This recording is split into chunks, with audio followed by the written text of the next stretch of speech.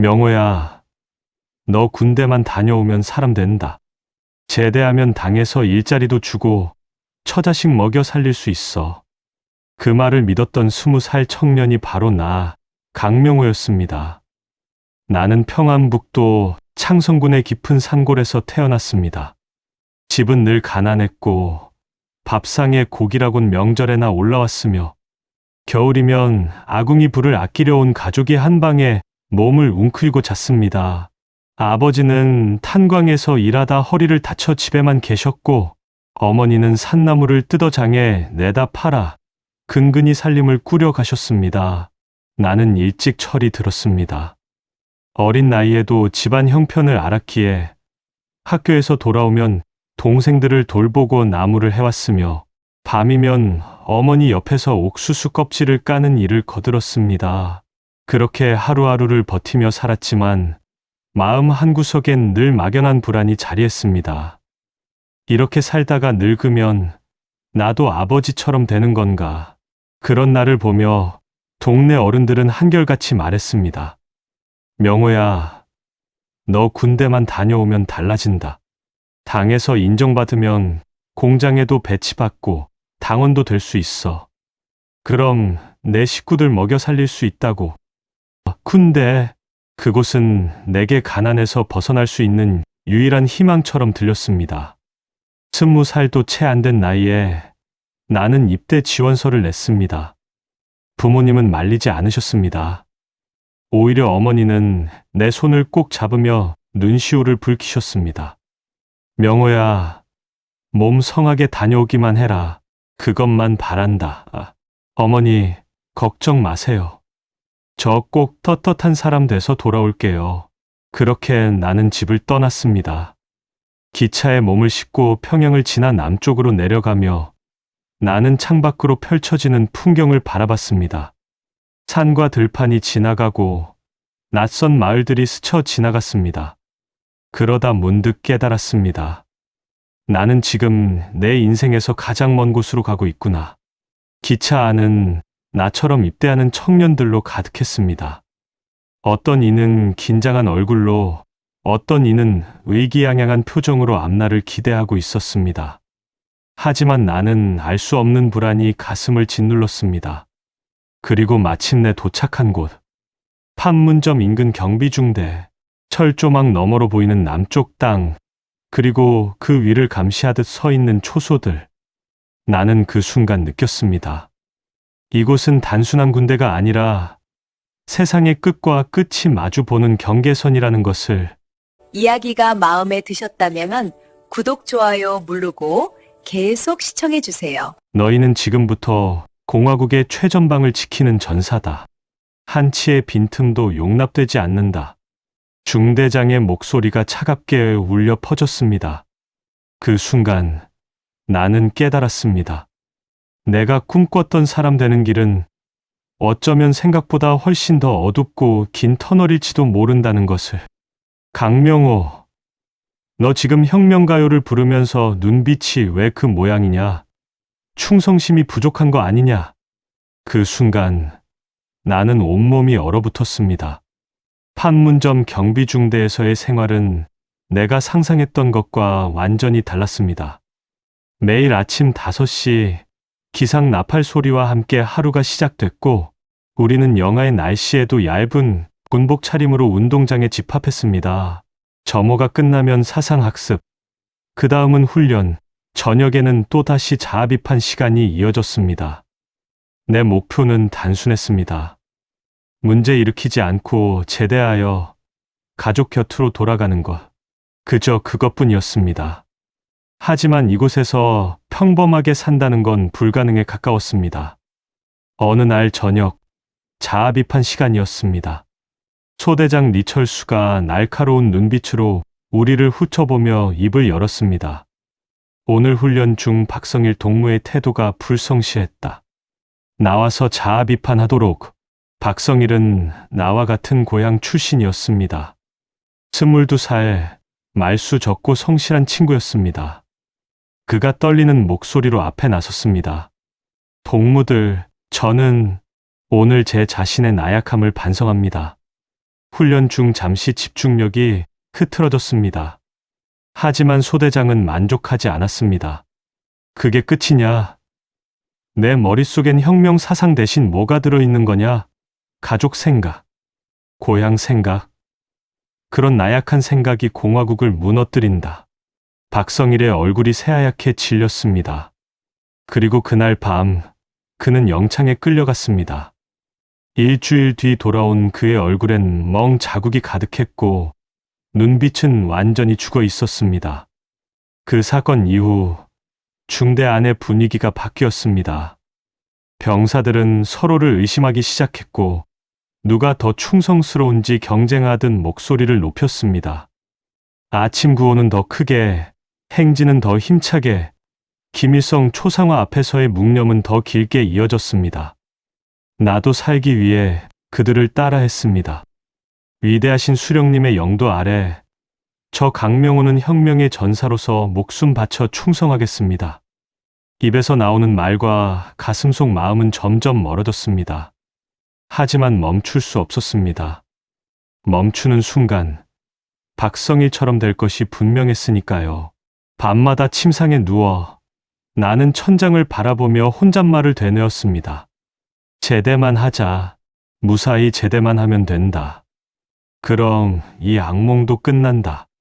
하지만 그 악몽은 이제 막 시작에 불과했습니다.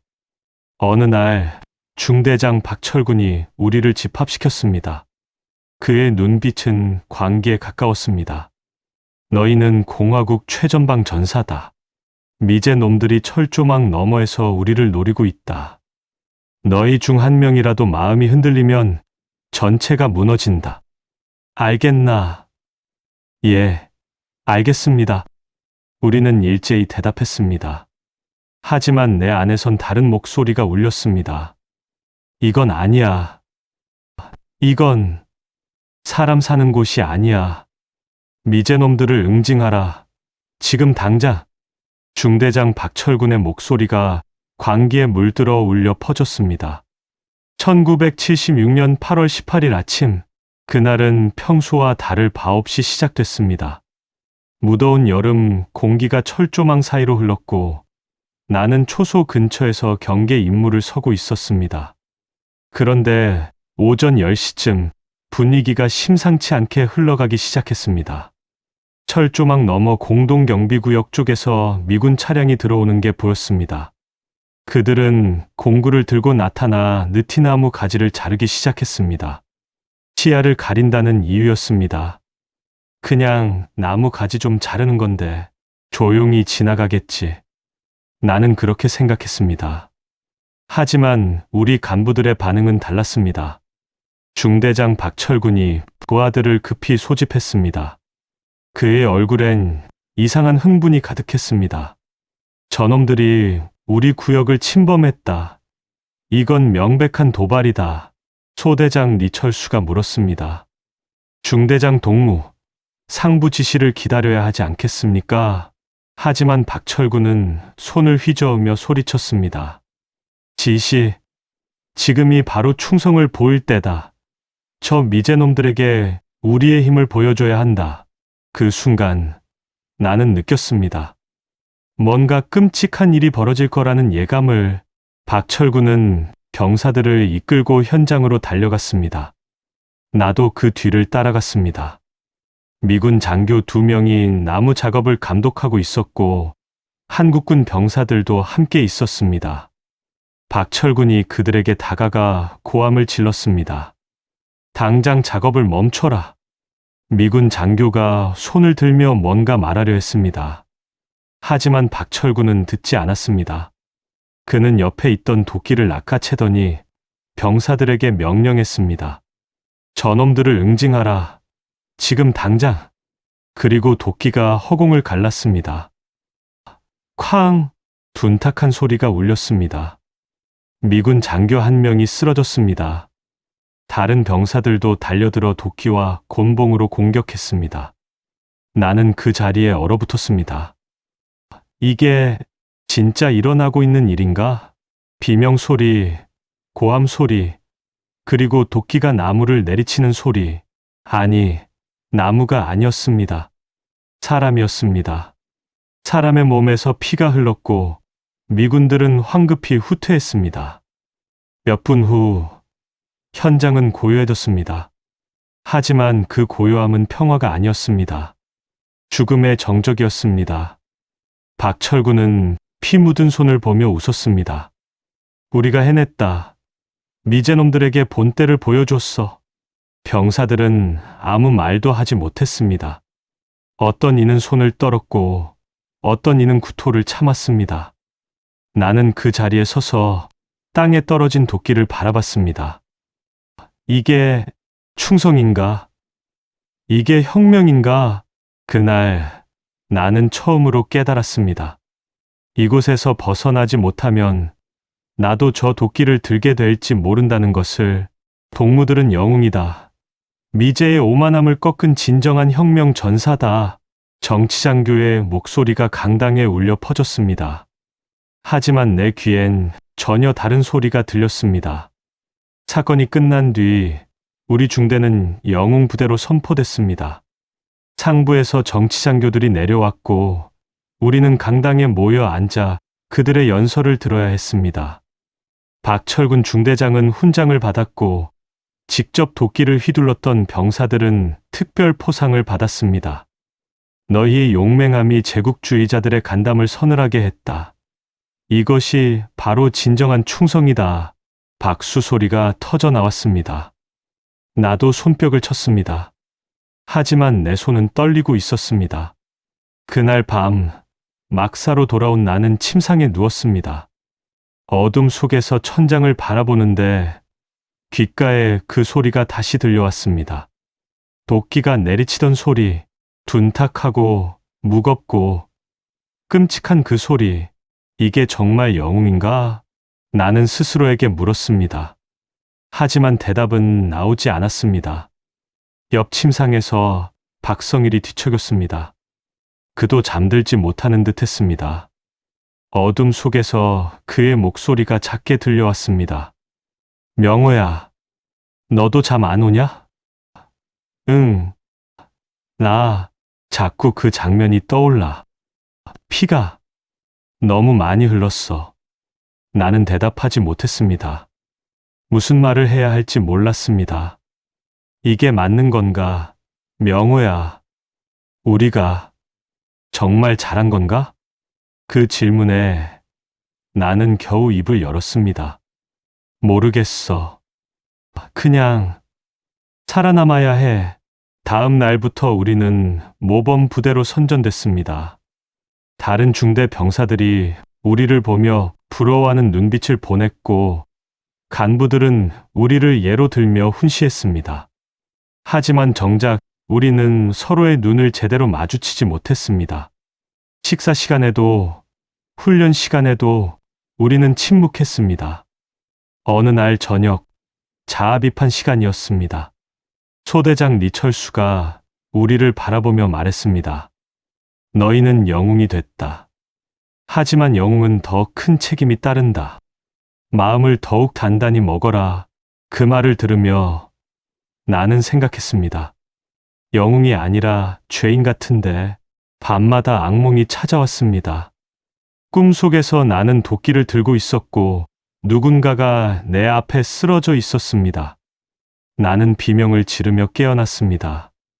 식은땀이 등을 적셨고 심장이 미친 듯이 뛰었습니다. 왜 나는 그날 아무것도 하지 못했을까? 왜 멈추지 못했을까?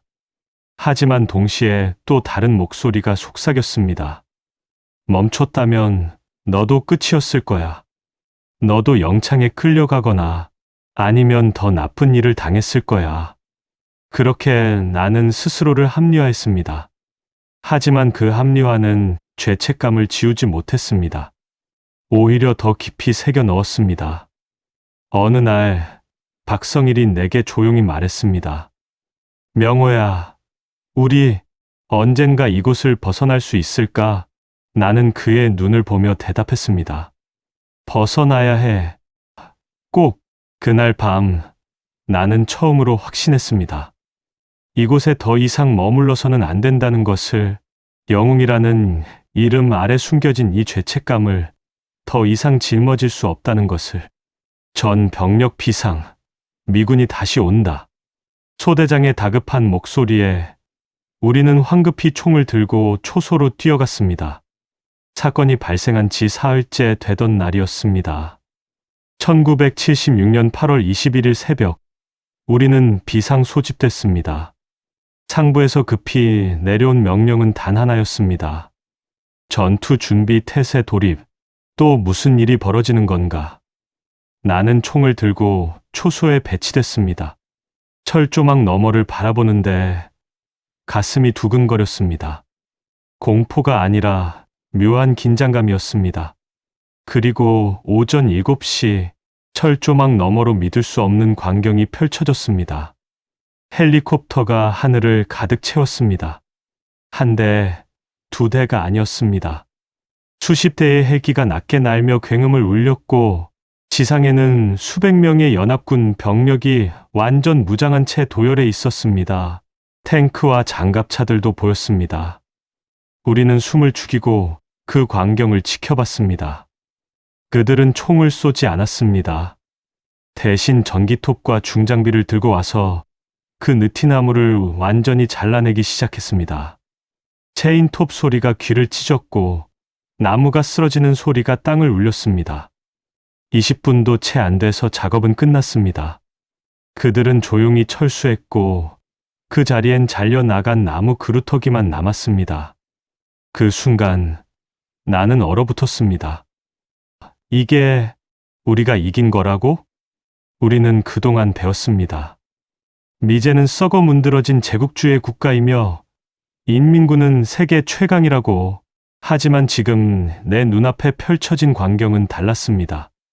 압도적인 조직력, 엄청난 화력, 그리고 무엇보다도 침착함. 그들은 분노하지도 보복하지도 않았습니다.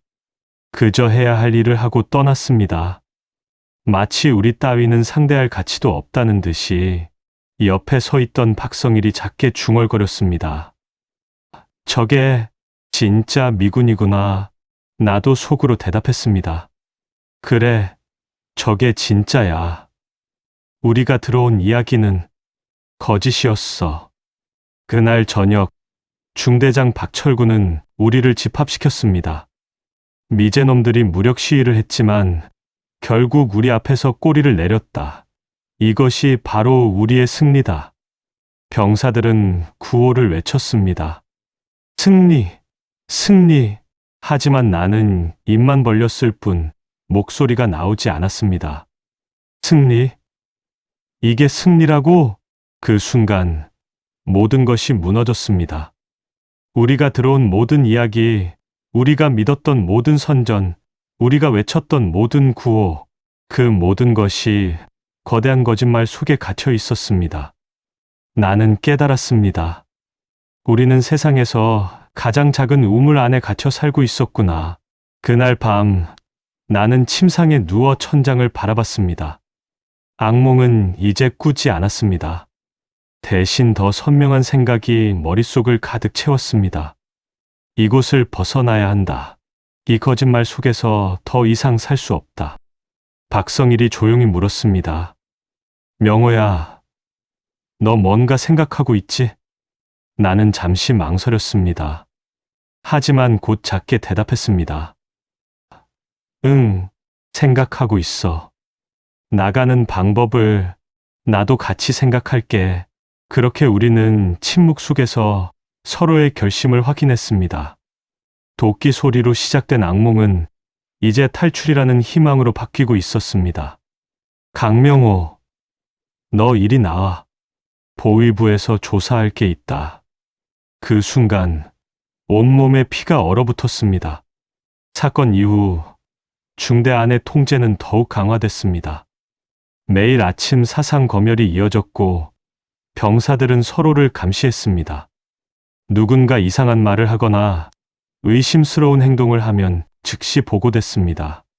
그러던 어느 날 한 병사가 사라졌습니다. 이름은 김진수, 함경도 출신의 23살 청년이었습니다. 그는 며칠 전부터 불안한 기색을 보였고 밤마다 혼자 중얼거렸습니다. 이건 아니야. 나는 사람을 죽이려고 군대 온 게 아니야. 그리고 어느 날 새벽, 그는 초소를 이탈했습니다. 사흘 후, 김진수는 붙잡혀 돌아왔습니다. 그의 얼굴은 형체를 알아볼 수 없을 정도로 망가져 있었고, 다리를 절뚝이며 끌려왔습니다. 우리는 강제로 운동장에 집합당했습니다. 보위부 간부가 김진수를 무릎 꿇렸습니다. 이자는 혁명의 배신자다. 조국을 버리고 도망치려 한 반역자다. 김진수는 고개를 들지 못했습니다. 입술이 터져 있었고 눈은 퉁퉁 부어 있었습니다. 너희는 이 자를 똑똑히 기억해라. 조국을 배신한 자의 최후가 어떤지. 그날 이후 김진수는 영창에 갇혔고 우리는 다시는 그를 볼 수 없었습니다. 그 사건 이후 나는 느꼈습니다. 누군가 나를 주시하고 있다는 것을. 소대장 리철수가 나를 유심히 바라봤고 같은 분대원들도 내 행동 하나하나를 관찰했습니다. 어느 날 정말로 호출이 왔습니다. 강명호, 너 이리 나와. 보위부에서 조사할 게 있다. 심장이 터질 듯 뛰었습니다. 나는 보위부 사무실로 끌려갔습니다. 캄캄한 방 안, 책상 너머로 보위부 장교가 앉아 있었습니다. 그는 차갑게 나를 바라보며 물었습니다. 강명호 동무, 최근 너의 태도가 불성실하다는 보고가 있다. 무슨 생각을 하고 사는 거냐? 저는 충성스럽게 복무하고 있습니다. 그래. 그런데 왜 훈련 중에 멍하니 있는 시간이 많지? 김진수 그 배신자와 친했다며? 친한 건 아니었습니다. 같은 중대였을 뿐입니다. 거짓말 마라. 너도 그놈처럼 도망칠 생각 아니냐? 그 순간 나는 깨달았습니다. 잘못 대답하면 끝이라는 것을. 절대 아닙니다. 저는 공화국에 충성합니다. 신문은 3시간이나 계속됐습니다. 같은 질문을 반복하고 같은 대답을 강요하고 나를 심리적으로 압박했습니다. 땀이 등을 흥건히 적셨고 입술은 바짝 말랐습니다. 결국 나는 풀려났습니다. 하지만 경고를 받았습니다. 눈 똑바로 뜨고 있어라. 다음엔 용서 없다. 막사로 돌아온 나는 침상에 쓰러졌습니다. 온몸이 떨렸고 공포가 뼛속까지 스며들었습니다. 하지만 동시에 또 다른 감정이 솟아올랐습니다. 분노였습니다. 이곳에서는 사람답게 살 수 없다. 이곳에 남으면 나도 김진수처럼 되거나 아니면 도끼를 든 괴물이 되거나 둘 중 하나다. 그날 밤 박성일이 조용히 다가왔습니다. 명호야, 괜찮아?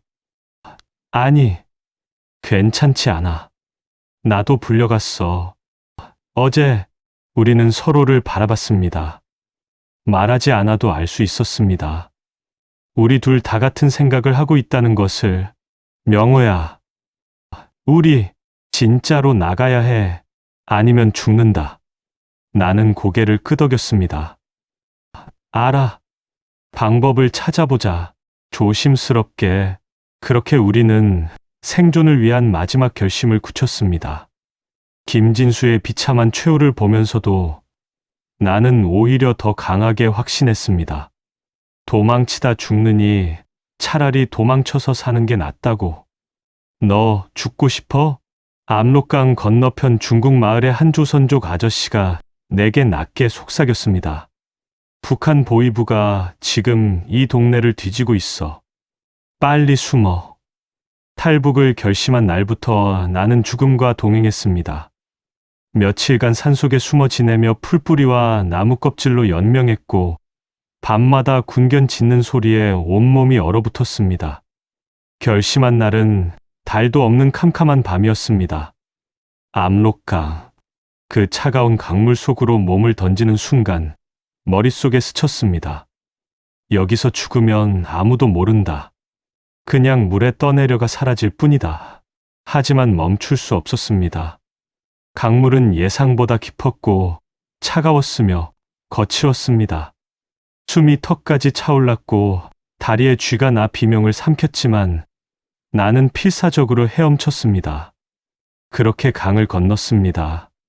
중국 땅에 발을 딛는 순간 무릎이 꺾였습니다. 살았다. 나는 살아남았다. 하지만 그것은 시작일 뿐이었습니다. 조선족 브로커들의 손을 거쳐 몇 달간 숨어 지내며 나는 인간 이하의 삶을 경험했습니다.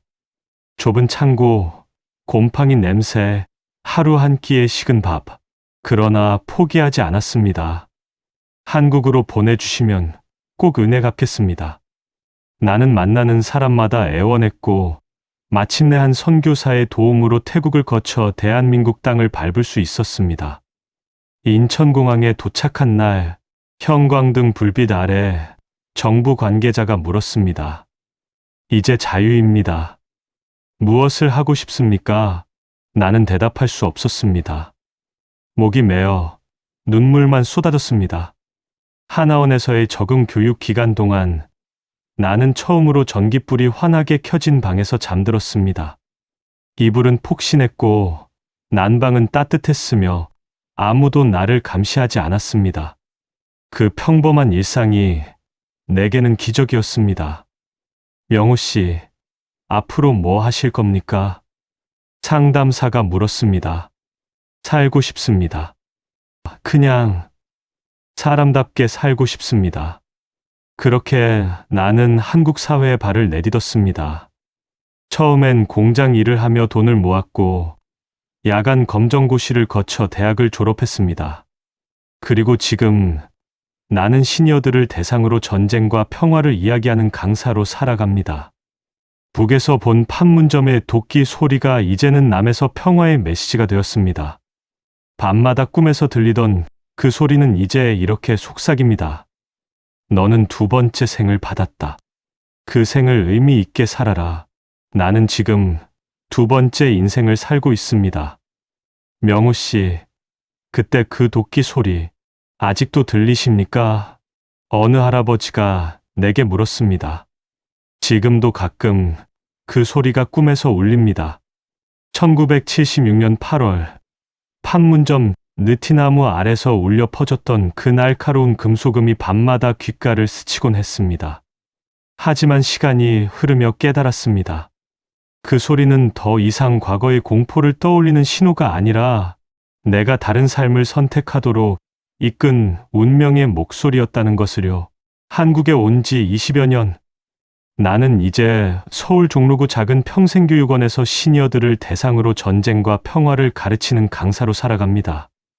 매주 수요일 오전, 나이 지긋한 어르신들이 교실에 모여 앉아 내 이야기를 듣습니다. 그때 겁나지 않았어요? 한 할머니가 조심스럽게 물으셨습니다. 겁났습니다. 죽을 만큼 겁났죠. 나는 솔직하게 답했습니다. 하지만 그보다 더 무서웠던 건 그 공포 속에서 아무것도 하지 못한 제 자신이었습니다. 교실이 숙연해졌습니다. 어르신들은 고개를 끄덕이며 내 손을 꼭 잡아주셨고 그 따뜻함이 내 가슴 속 얼어붙었던 무언가를 조금씩 녹여주었습니다. 강의가 끝나고 집으로 돌아오는 길, 나는 창밖 풍경을 바라봅니다. 환하게 켜진 가로등, 자유롭게 걷는 사람들, 평온한 저녁거리, 북녘에 두고 온 부모님 생각에 가슴 한편이 먹먹해지지만 동시에 감사함도 느낍니다. 살아남았다는 것, 이야기할 수 있다는 것, 누군가에게 교훈이 될 수 있다는 것. 어느 날 한 70대 할아버지가 수업 후 내게 다가왔습니다. 명호 씨, 참 고생 많았구만. 이제 편히 사시게. 그 짧은 말 한마디가 지난 수십 년의 상처를 어루만져 주었습니다. 나는 더 이상 판문점의 병사가 아닙니다. 공포에 갇힌 탈북자도 아닙니다. 나는 이제 과거를 딛고 미래를 말할 수 있는 평화의 증인입니다. 도끼 소리는 여전히 들립니다. 하지만 그 소리는 이제 내게 이렇게 속삭입니다. 살아라, 말하라, 평화를 전하라고. 그렇게 나는 오늘도 새로운 아침을 맞이합니다.